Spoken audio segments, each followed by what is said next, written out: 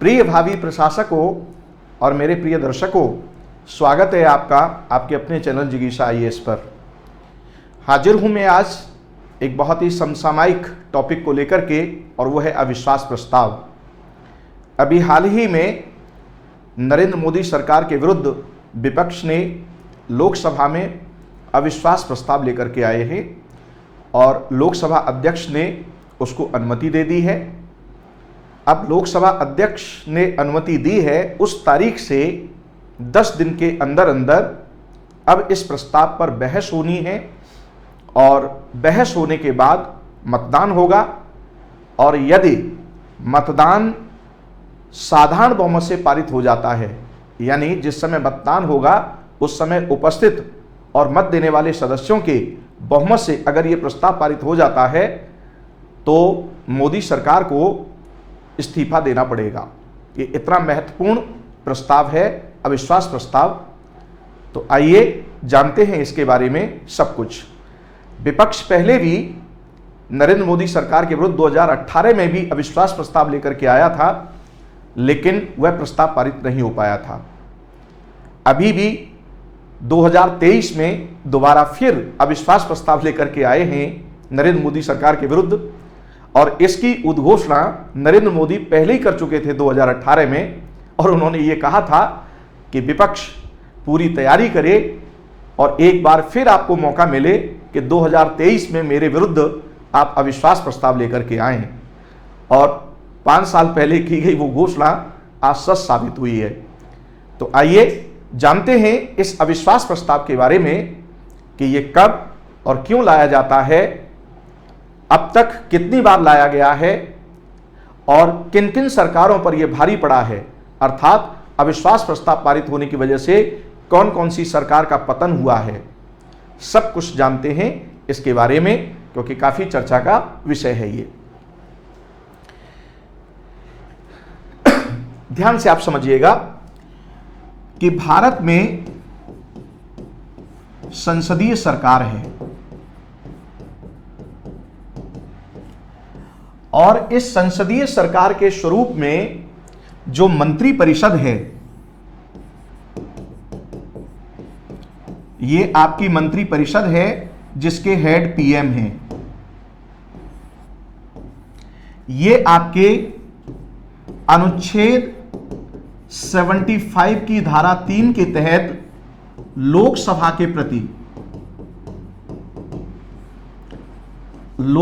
के प्रति सामूहिक रूप से जवाबदेह बनाई गई है।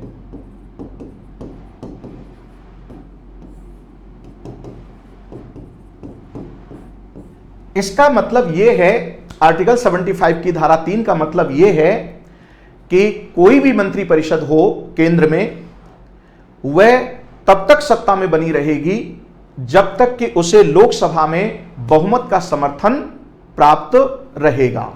यानी ऐसा नहीं है कि आप एक बार मंत्री परिषद का गठन हो गया, प्रधानमंत्री बन गए तो 5 साल तक आप बने रहेंगे, ऐसा नहीं है। यह इस बात पर निर्भर करेगा कि लोकसभा 5 वर्ष तक आप में विश्वास बनाए रखती है या नहीं, यानी आप लोकसभा का बहुमत का विश्वास अपने आप में बनाए रखते हैं या नहीं। अगर बहुमत का विश्वास रहेगा तो आप 5 साल काम करेंगे, और अगर बहुमत का विश्वास नहीं रहेगा तो आपको हटना पड़ेगा। इसका मतलब यह हुआ कि लोकसभा अपने 5 वर्ष के कार्यकाल में मंत्री परिषद को पदच्युत कर सकती है और उसकी जगह नई मंत्री परिषद का गठन कर सकती है। यह विशेषाधिकार आपके लोकसभा को है, आर्टिकल 75 की धारा 3 देती है ये। तो आज जो चर्चा का विषय है आपका, राष्ट्रीय स्तर पर जितने भी न्यूज चैनल ले लीजिए या आपके अखबार ले लीजिए, इन सभी में अविश्वास प्रस्ताव के बारे में खूब चर्चा हो रही है। तो इसका संवैधानिक आधार क्या है? तो इसका संवैधानिक आधार है अनुच्छेद 75 की धारा 3। यहां एक उल्लेखनीय बात यह है कि अविश्वास प्रस्ताव का उल्लेख प्रत्यक्ष रूप से संविधान में कहीं नहीं किया गया है। यानी नो कॉन्फिडेंस मोशन के लिए कोई स्पेशल आर्टिकल मेंशन नहीं किया गया है कॉन्स्टिट्यूशन में। अविश्वास प्रस्ताव के लिए जो ग्राउंड है वो ग्राउंड क्या है? आर्टिकल 75 की धारा 3 है, जिसमें यह कहा गया है कि मंत्रिपरिषद सामूहिक रूप से लोकसभा के प्रति उत्तरदायी होगी। यह सामूहिक रूप से जो बात कही गई है यह बड़ी इंपॉर्टेंट है, राइट? यानी सामूहिक, कलेक्टिवली। इसका मतलब यह है कि भाई मंत्रिपरिषद में जैसे अलग अलग मंत्री होते हैं, गृह मंत्री हो गए, व्यापार मंत्री हो गए, वाणिज्य मंत्री हो गए, प्रधानमंत्री हो गए, तो यहां सामूहिक का मतलब यह है कि जब आप लोकसभा में जाएंगे यानी पार्लियामेंट में जाएंगे तो आप ये नहीं कहेंगे कि भाई ये तो विदेश मंत्री का विषय है या ये गृह मंत्रालय का विषय है, मैं तो भाई आपके कृषि मंत्री हूं तो मुझे इससे कोई लेना देना नहीं है। ऐसा नहीं है। यानी किसी भी मंत्रालय का फैसला पूरी मंत्रिपरिषद का फैसला माना जाएगा और अविश्वास प्रस्ताव जो लाया जाता है वो पूरी मंत्रिपरिषद के विरुद्ध लाया जाता है। यह ध्यान रखने की बात है। ये तो सामूहिक उत्तरदायित्व के और भी विशेष पहलू हैं, उस पर हम लोग फिर कभी चर्चा करेंगे। अभी हमारी चर्चा का विषय है आपका अविश्वास प्रस्ताव। तो अविश्वास प्रस्ताव का कॉन्स्टिट्यूशनल ग्राउंड क्या हुआ?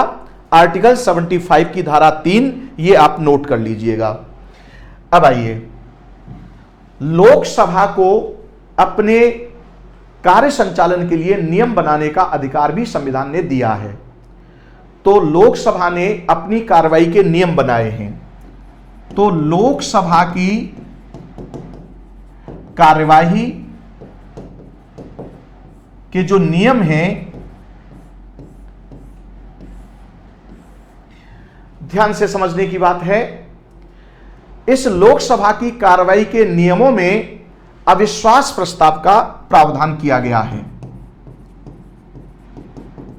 अविश्वास प्रस्ताव का उल्लेख है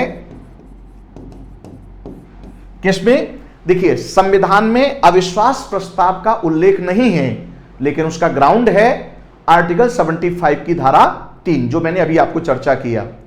लेकिन लोकसभा की कार्रवाई के संचालन के जो नियम हैं, यानी जो रूल्स हैं, जिन रूल्स पर लोकसभा की कार्रवाई संचालित होती है दिन प्रतिदिन, राइट, तो उन नियमों में अविश्वास प्रस्ताव का उल्लेख आपको मिल जाएगा 198 में। ध्यान से आप समझिएगा, किसमें? 198 में, लोकसभा की कार्रवाई के नियम में, कि अविश्वास प्रस्ताव लाने के लिए प्रक्रिया क्या है, कैसे इसको लाया जाएगा, प्रक्रिया क्या है। तो ध्यान से आप समझिएगा, अविश्वास प्रस्ताव का उद्देश्य क्या है कि अभी जो मैंने आपको बताया था यहां कि मंत्रिपरिषद सामूहिक रूप से लोकसभा के प्रति उत्तरदायी है। तो अविश्वास प्रस्ताव का उद्देश्य क्या है कि भाई हमें इस मंत्रिपरिषद में अब भरोसा नहीं रह गया है, यानी इस सदन का मंत्रिपरिषद पर भरोसा नहीं है, यानी विश्वास नहीं है। यह हुआ अविश्वास प्रस्ताव का मोटिव, यानी उद्देश्य। यानी तो अविश्वास प्रस्ताव यानी मंत्रिपरिषद में विश्वास नहीं है।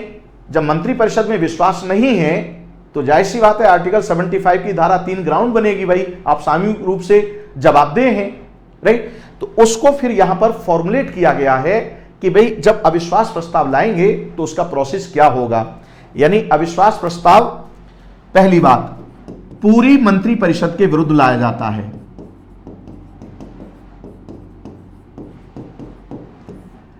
यह प्रस्ताव एक मंत्री या एक से अधिक मंत्रियों के विरुद्ध नहीं लाया जाएगा, बल्कि संपूर्ण मंत्रिपरिषद के विरुद्ध लाया जाता है। ठीक, पहली बात। दूसरी बात, इस प्रस्ताव को लाने का कारण बताने की आवश्यकता नहीं है।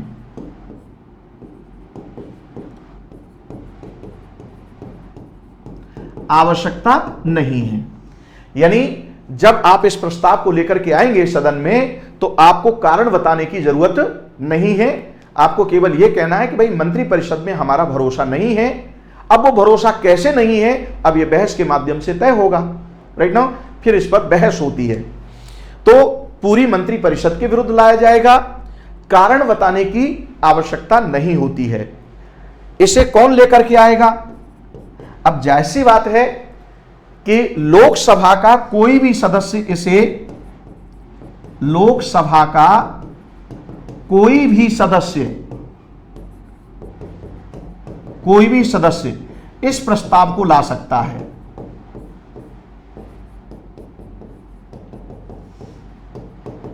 कोई भी सदस्य इस प्रस्ताव को ला सकता है लोकसभा का। आप कहेंगे सर सत्ता पक्ष का भी, यानी अभी नरेंद्र मोदी सरकार है तो क्या बीजेपी का सदस्य भी इसे ला सकता है? तो तकनीकी रूप में आप कहेंगे यस, लेकिन प्रैक्टिकली ये पॉसिबल नहीं है। यानी सत्ता पक्ष जो सत्ता में बैठा हुआ है वो अविश्वास प्रस्ताव लेकर के नहीं आता है। अविश्वास प्रस्ताव कौन लेकर के आता है? विपक्ष लेकर के आता है, जो विपक्ष में बैठे होते हैं। पॉइंट की क्लैरिटी है। लेकिन तकनीकी रूप में लोकसभा का कोई भी सदस्य इसे सदन में ला सकता है। ये आपकी लोकसभा की कार्रवाई के नियमों में स्पष्ट कर दिया गया है। अगली बात क्या है इसमें कि आप इस प्रस्ताव को तभी लेकर के आएंगे जब लोकसभा की कार्रवाई चल रही हो।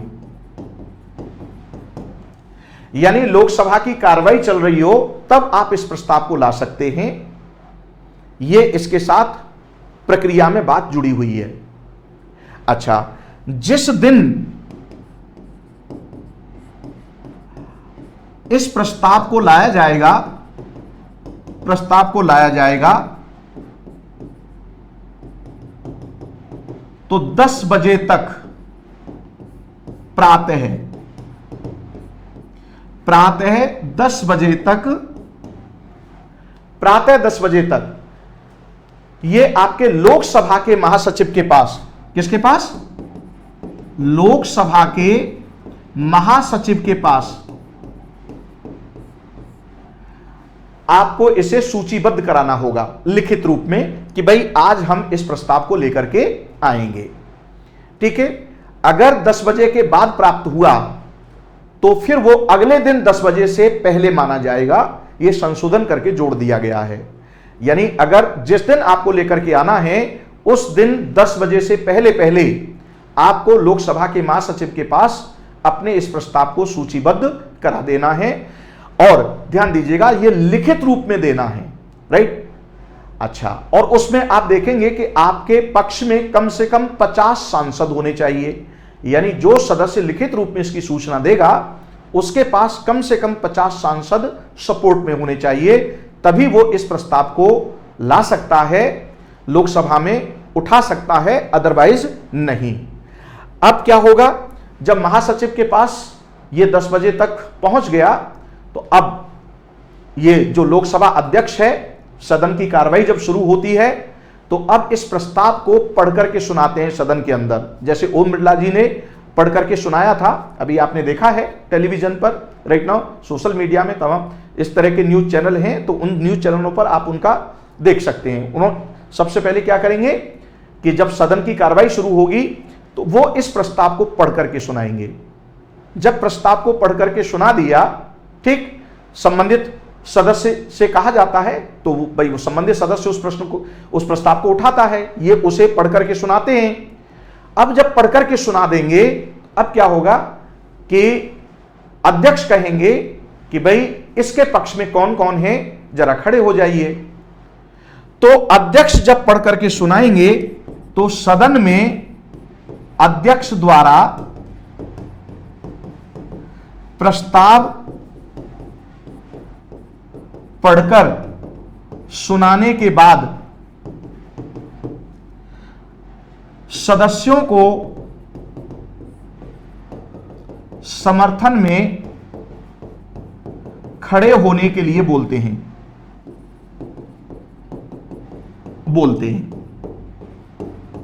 यानी वो ये कहेंगे कि भाई इस प्रस्ताव के समर्थन में कौन कौन है। जैसे कि अभी आपने देखा तो लगभग विपक्ष के सभी सदस्य खड़े हो गए थे।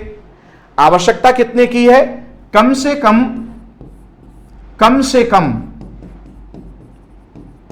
50 सदस्य समर्थन में खड़े होने चाहिए। अगर 50 सदस्य समर्थन में खड़े हो जाते हैं तो ठीक है, यानी प्रस्ताव स्वीकार हो जाएगा, अध्यक्ष उसकी उद्घोषणा कर देंगे। लेकिन अगर 49 रह गए तो अध्यक्ष क्या कहेंगे कि यह प्रस्ताव स्वीकार नहीं किया जाता है, राइट। और अगर 50 या 50 से अधिक होंगे तो सदस्य यह घोषणा करेंगे कि अविश्वास प्रस्ताव को स्वीकार किया जाता है। जैसा कि अभी आपने देखा कि ओम बिरला जी ने जैसे ही कहा कि भाई इस अविश्वास प्रस्ताव के समर्थन में कितने लोग हैं, जरा खड़े हो जाइए, तो विपक्ष के लगभग सभी लोग खड़े हो गए और इन्हें क्लियर हो गया कि संख्या 50 से ज्यादा है, न्यूनतम 50 की जरूरत है। तो उन्होंने प्रस्ताव को अनुमति दे दी कि हां, अविश्वास प्रस्ताव लोकसभा में स्वीकार किया जाता है। जब अध्यक्ष मंजूरी दे देते हैं, अध्यक्ष मंजूरी दे देते हैं, तो अब ये लोकसभा अध्यक्ष ही, ध्यान से आप समझिएगा, यही तय करते हैं कि अब उस प्रस्ताव पर किस दिन बहस होगी। लेकिन यह ध्यान रखने की बात है कि स्वीकार करने की तारीख से 10 दिन के अंदर,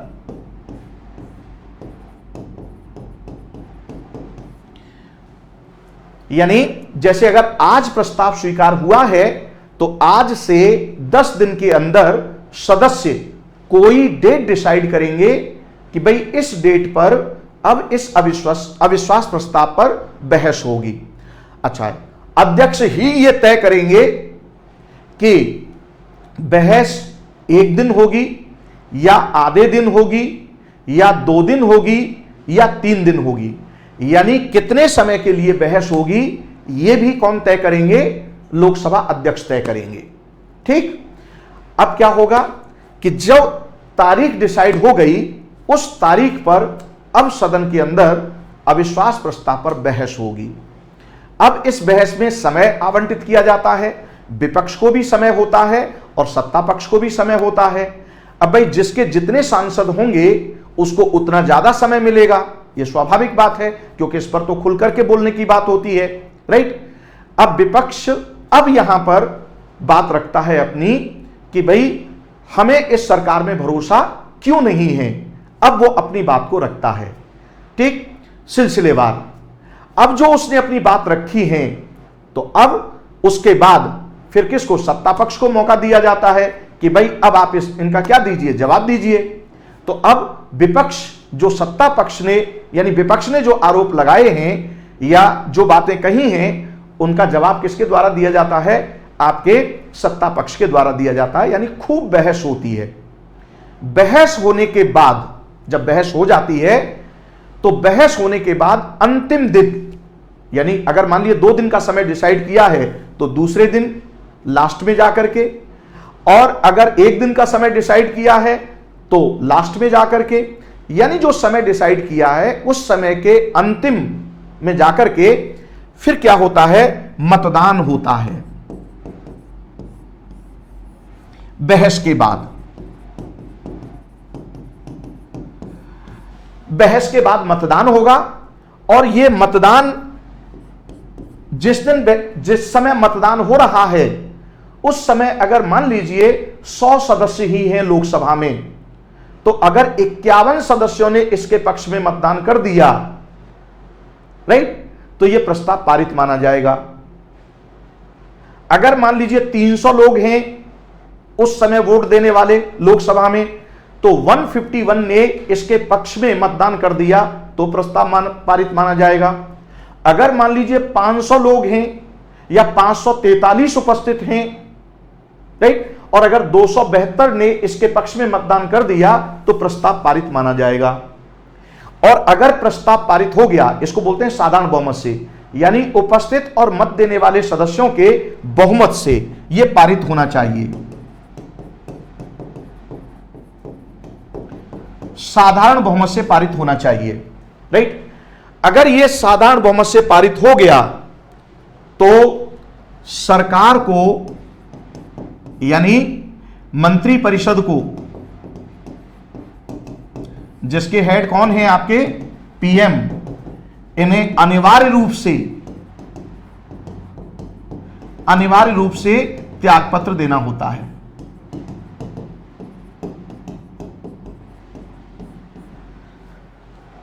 यानी सरकार गिर जाएगी, यानी मंत्रिपरिषद का पतन हो जाएगा। अब इसके बाद क्या होगा? यानी प्रस्ताव पारित हो गया, मंत्रिपरिषद ने त्यागपत्र दे दिया। अब क्या होगा?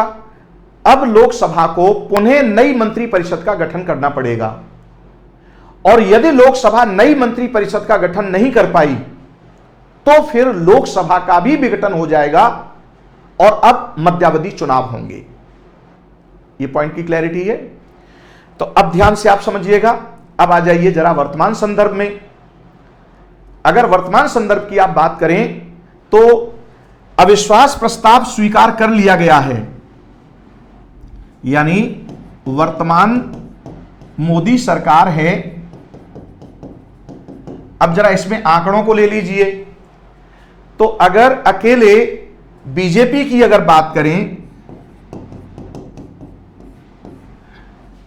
राइट, और प्लस इसके सहयोगी,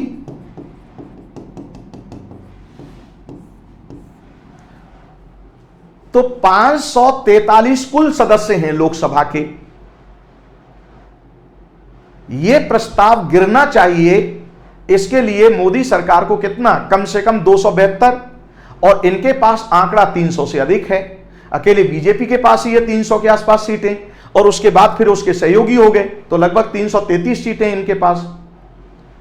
और विपक्ष के पास आप देखेंगे कि 150 के आसपास भी सीटें नहीं जा पा रही हैं, 142 के आसपास हैं।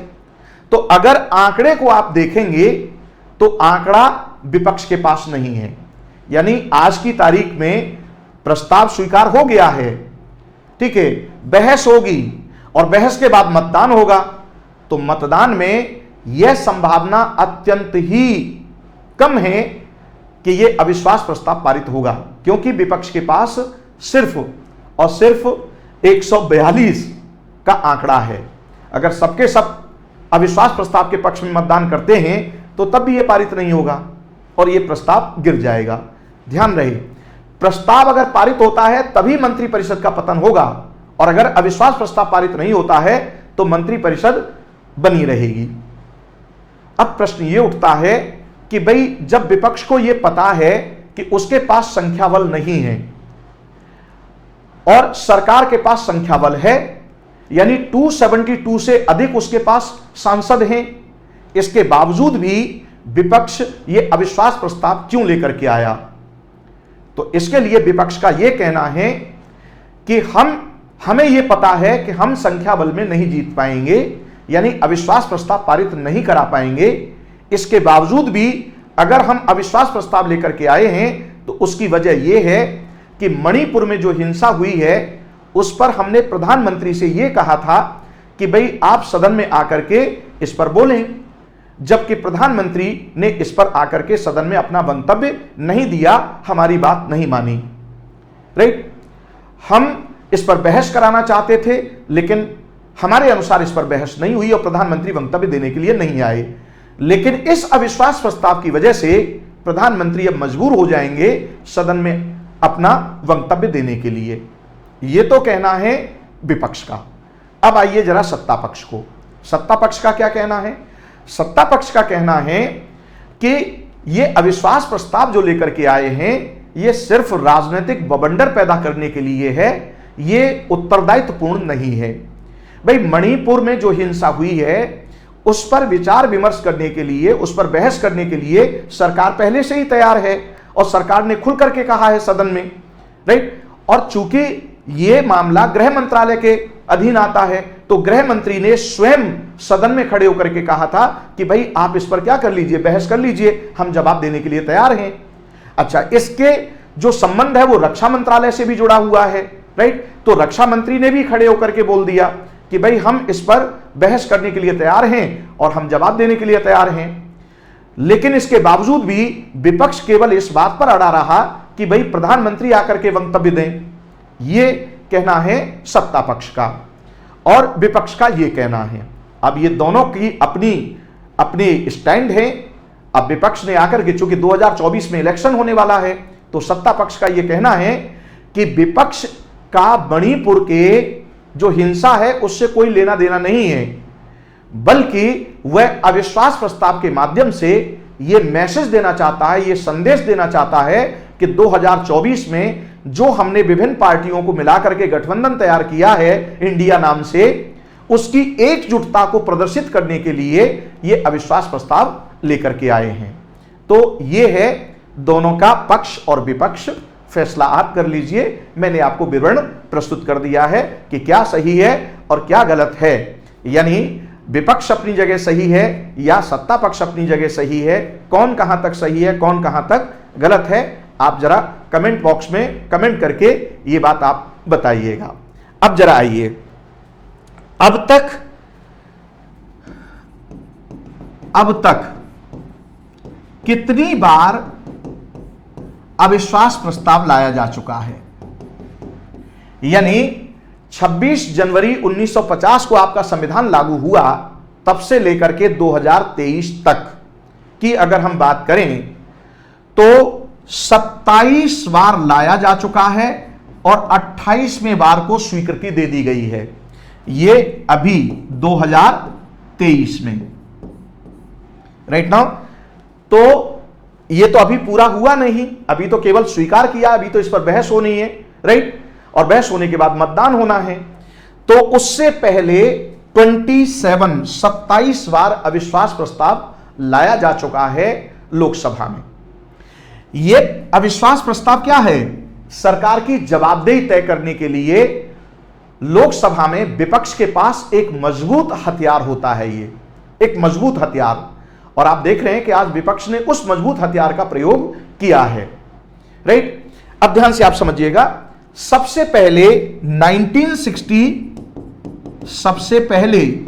1963 में यह अविश्वास प्रस्ताव लाया गया था, किसके? पंडित नेहरू सरकार के विरुद्ध। आचार्य कृपलानी जी इसको लेकर के आए थे, उन्होंने इस प्रस्ताव को लेकर के आए थे वो लोग। अच्छा, एक बात और ध्यान रखिएगा कि अविश्वास प्रस्ताव केवल लोकसभा में ही लाया जा सकता है, अविश्वास प्रस्ताव राज्यसभा में नहीं लाया जा सकता, क्योंकि लोकसभा के प्रति सामूहिक रूप से उत्तरदायी है। तो सबसे पहले पंडित नेहरू के विरुद्ध आचार्य कृपलानी इसे लेकर के आए थे और 300 से अधिक इसके विरुद्ध में मत पड़े थे और इस प्रकार यह प्रस्ताव गिर गया था। यानी पंडित नेहरू के विरुद्ध अविश्वास प्रस्ताव सबसे पहले लेकर के आए थे आचार्य कृपलानी, और विपक्ष का आंकड़ा जैसे आज कम है ऐसे उस समय कम था और यह पंडित नेहरू के विरुद्ध पारित नहीं हो पाया था। उसके बाद लाल बहादुर शास्त्री के विरुद्ध लाया गया था, 3 बार लाया गया था, लेकिन उस समय भी यह प्रभावी नहीं हो पाया था। श्रीमती इंदिरा गांधी के विरुद्ध सबसे ज्यादा, क्या सबसे अधिक अविश्वास प्रस्ताव का सामना किसने किया है? श्रीमती इंदिरा गांधी ने।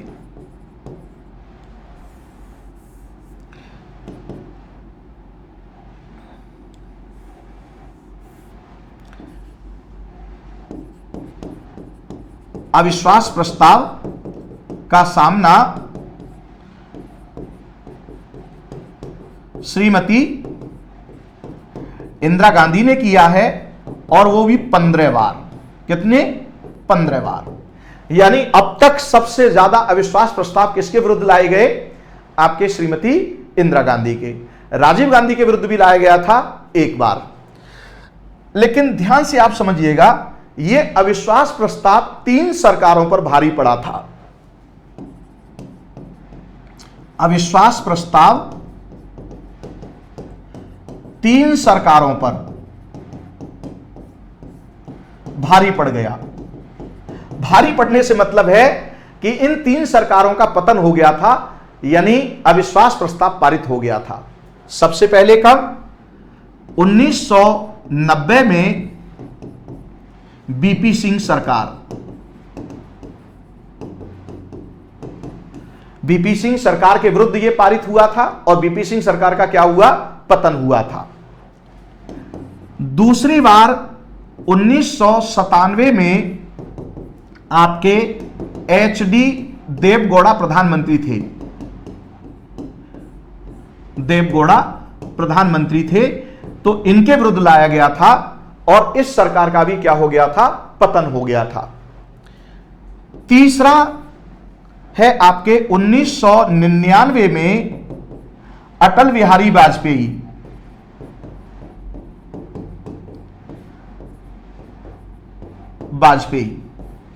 की जो सरकार है, इसका पतन हुआ था 1999 में एक वोट से, राइट।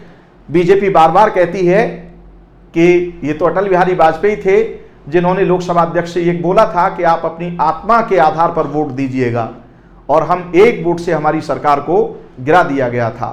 हम वो बात भूले नहीं हैं, बीजेपी बार बार इस बात को कहती है, राइट। तो ये 3 सरकारों का पतन हुआ था अविश्वास प्रस्ताव की वजह से, यानी अविश्वास प्रस्ताव पास हो गया था। रिजल्ट ये हुआ कि इन सरकारों को त्यागपत्र देना पड़ा था। कौन कौन सी? 1990 में बीपी सिंह सरकार, 1997 में एसटी देवगौड़ा सरकार और 1999 में अटल बिहारी वाजपेयी सरकार। अब अगर हम वर्तमान स्थिति की बात करें तो वर्तमान जो सरकार है ये इसके आपके देखेंगे तो 2 कार्यकाल हो गए। 2014 में ये इलेक्शन हुआ था, तो यानी नरेंद्र मोदी सरकार के 2 कार्यकाल हो गए। तो पहले कार्यकाल में, यानी पहले कार्यकाल में भी आपके 2018 में क्या लेकर के आए थे? विपक्ष अविश्वास प्रस्ताव लेकर के आया था, और उस समय भी विपक्ष क्या था? आंकड़ों में कम था, राइट, और यह पास नहीं हो पाया था। तो नरेंद्र मोदी ने सदन के अंदर यह कहा था कि ठीक है, आप विपक्ष अच्छे से तैयारी करें और मेरे विरुद्ध 2023 में, यानी 2024 में इलेक्शन होगा, तो 2023 में फिर अविश्वास प्रस्ताव लाने का मौका मिले। और वो बात उन्होंने 5 साल पहले कही थी, और वो बात क्या हुई? सच साबित हुई। और इसीलिए बीजेपी कह रही है कि मणिपुर की हिंसा से इनका कोई लेना देना नहीं है, बल्कि अविश्वास प्रस्ताव लाने के पीछे इनकी मुख्य मंशा ये है कि ये जो अभी गठबंधन इन्होंने जो बनाया है, इसके लिए संदेश देना चाहते हैं कि हम एकजुट हैं सब, यानी जनता के लिए, क्योंकि 2024 में इलेक्शन होने जा रहा है। तो ये केवल राजनीतिक बवंडर है, ये विपक्ष का जवाब यानी उत्तरदायित्वपूर्ण रवैया नहीं है। तो ये है आपका अविश्वास प्रस्ताव के बारे में आपको जानकारी दी गई। ये जानकारी आपको कैसी लगी, ये विवेचन विश्लेषण आपको कैसा लगा, आप कमेंट बॉक्स में हमें जरूर बताएं और अपनी राय भी व्यक्त करें कि वर्तमान संदर्भ में यानी सत्ता पक्ष अपनी जगह सही है या विपक्ष अपनी जगह सही है, या दोनों कहां तक सही हैं और कहां तक गलत हैं। अपनी राय जरूर व्यक्त कीजिएगा। और आज इतना ही, फिर आपके इसी तरह से महत्वपूर्ण टॉपिक लेकर के हाजिर होऊंगा। तब तक के लिए विदा लेता हूं। जय हिंद।